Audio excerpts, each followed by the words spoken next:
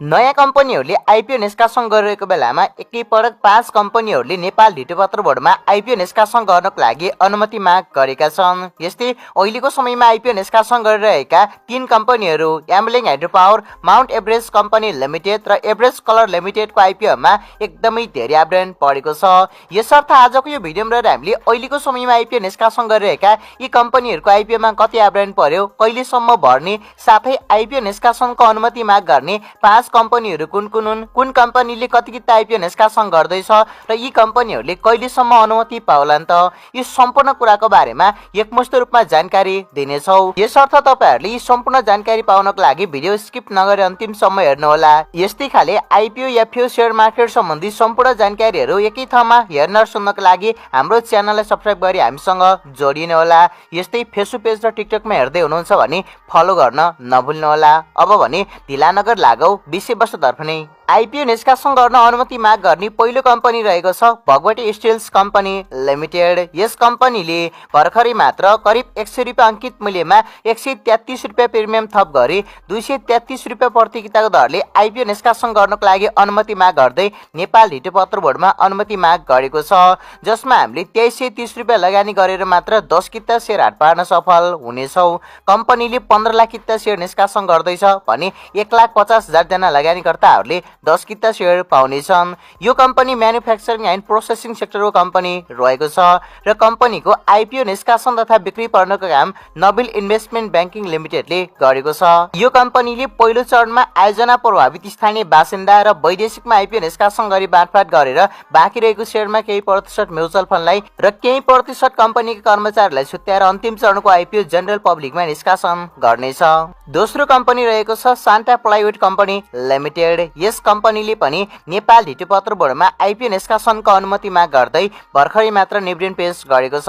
कम्पनीले 100 रुपियाँ अंकित मूल्यका दरले 21,50,000 किता आइपिओ निष्कासन गर्दैछ, जसमा 2,15,000 जना भाग्यमानी लगानीकर्ताहरूले 10 किताको दरले शेयर हाट पार्न सफल हुनेछन्। यो कम्पनी पनि म्यानुफ्याक्चरिङ एन्ड प्रोसेसिङ सेक्टरको कम्पनी रहेको छ भने यस कम्पनीको आइपिओ निष्कासन तथा बिक्री पर्नको काम हिमालयन क्यापिटल लिमिटेडले गरिरहेको छ।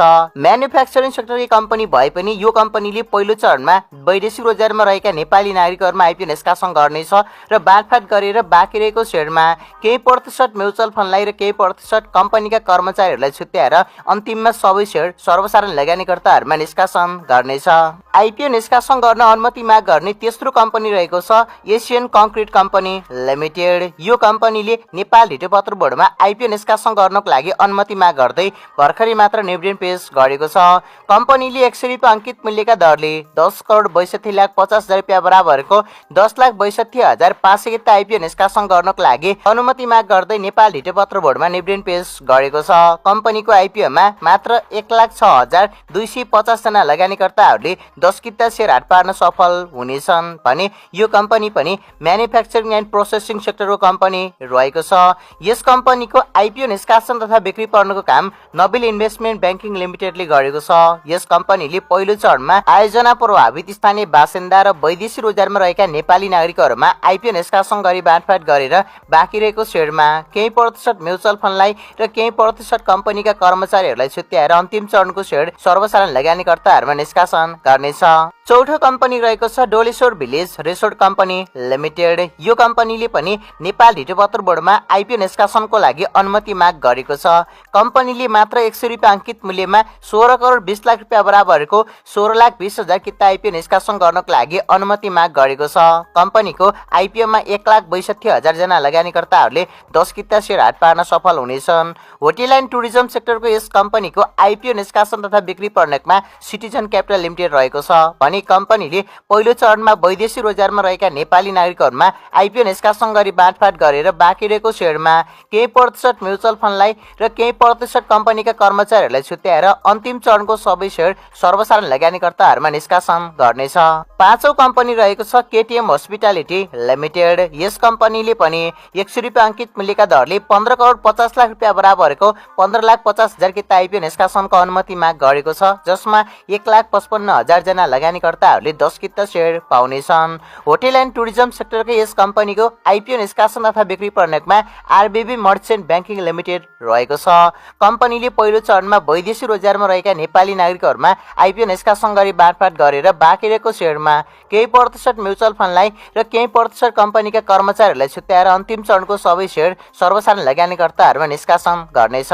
यी 5 कम्पनीहरू मध्ये भगवती स्टिल्स कम्पनी लिमिटेड बाहेक अरू 4 कम्पनीहरूले अबको 3 देखि 4 महिनाभित्रमा आइपिओ निष्कासनको लागि अनुमति पाउनेछन् यदि सेभनको अध्यक्ष चाँडै आएको खण्डमा। भगवतीले भने प्रिमियम मूल्यमा आइपिओ निष्कासन गर्न लागेको हुँदा लामो समय पर्खिनु पर्ने देखिन्छ। आजदेखि आइपिओ निष्कासन गरेको माउन्ट एभरेस्ट पावर कम्पनी लिमिटेडको आइपिओमा एकदमै राम्रो आवेदन परेको छ। कम्पनीले 1,72,000 किता सेयर वैदेशिक रोजगारमा रहेका नेपाली नागरिकहरूमा आज वैशाख 17 गतेदेखि वैशाख 23 गतेसम्म आवेदन दिन सक्ने व्यवस्था गर्दै निष्कासन गरेको छ। जुन कम्पनीको आइपिओमा पहिलो दिनमै 42,574 जना लगानीकर्ताहरूले 5,77,740 किता सेयरको लागि माग गर्दै आवेदन दिनुभएको छ। जुन कम्पनीले निष्कासन गरेको 1,72,000 किता भन्दा करिब 3.36 गुणाले बढी हुन आउँछ। यसरी यो कम्पनीको आइपिओमा पहिलो दिनमै मागभन्दा धेरै आवेदन परेको छ। यस कम्पनीको आइपिओ तपाईहरूले वैशाख 23 गतेभित्रमा आवेदन दिइसक्नुहोला। यस्तै हिजोदेखि आइपिओ निष्कासन गरेको एभरेस्ट कलर लिमिटेडको आइपिओमा पनि मागभन्दा अत्याधिक धेरै आवेदन पढिसकेको छ। कम्पनीले करिब 100 रुपियाँ अंकित मूल्यका दरले 79 लाख रुपियाँ बराबरको 79,000 किता सेयर वैदेशिक रोजगारमा रहेका नेपाली नागरिकहरूमा वैशाख 16 गतेदेखि वैशाख 22 गतेसम्म भर्न सक्ने व्यवस्था गर्दै आइपिओ निष्कासन गरिरहेको छ। जुन कम्पनीको आइपिओमा आज दोस्रो दिनसम्म आइपुग्दा 67,016 जना लगानीकर्ताहरूले आवेदन दिनुभएको छ। उक्त लगानीकर्ताहरूले 8,94,510 किता सेयरको लागि माग गर्दै आवेदन दिनुभएको छ। जुन कम्पनीले निष्कासन गरेको 79,000 किता सेयर भन्दा करिब 11.32 गुणाले बढी हुन आउँछ। यसरी मागभन्दा धेरै आवेदन पढिसकेको हुँदा वैशाख 22 गतेभित्रमा यो कम्पनीको आइपिओ भरिसक्नुहोला। जेनरल पब्लिकमा आइपिओ निष्कासन गरेको एकमात्र कम्पनी हो एम्बलिङ हाइड्रो पावर कम्पनी लिमिटेड। यस कम्पनीले पनि हिजो वैशाख 16 गतेदेखि वैशाख 22 गतेसम्म भर्न सक्ने व्यवस्था गर्दै सर्वसाधारण लगानीकर्ताहरूको लागि आइपिओ निष्कासन गरिरहेको छ। कम्पनीले 17 करोड 43 लाख रुपियाँ बराबरको 100 रुपियाँ अंकित मूल्यका दरले 17,43,000 किता आइपिओ निष्कासन गर्दैछ। जुन कम्पनीको आइपिओमा आज दोस्रो दिनसम्म आइपुग्दा 16,86,291 जना लगानीकर्ताहरूले आवेदन दिइसक्नु भएको छ। उक्त लगानीकर्ताहरूले 1,88 करोड 21,21,000 रुपियाँ बराबरको 1,88,21,210 किता सेयरको लागि माग गर्दै आवेदन दिनुभएको छ। जुन कम्पनीले निष्कासन गरेको 17,43,000 किता सेयर भन्दा करिब 10.80 गुणाले बढी हुन आउँछ। यसरी मागभन्दा अत्याधिक धेरै आवेदन पढिसकेको हुँदा वैशाख 22 गतेभित्रमा यो कम्पनीको आइपिओ भरिसक्नुहोला। त्योभन्दा पछाडि कम्पनीको आइपिओमा आवेदन दिने समय लम्बिने छैन। यस कम्पनीको आइपिओमा 1,74,300 जना लगानीकर्ताहरूले मात्र 10 किताको दरले सेयर पाउने हुँदा सेयर पाउने सम्भावना एकदमै कम रहेको छ। तर पनि तपाईहरूले आवेदन दिनुहोला। यो भयो आइपिओ निष्कासन गरिरहेका र आइपिओ निष्कासन गर्न लागेका सम्पूर्ण आइपिओको बारेमा जानकारी। यो सँगै आजको भिडियो यति नै। अब भेट हुनेछौँ अर्को नयाँ भिडियोमा।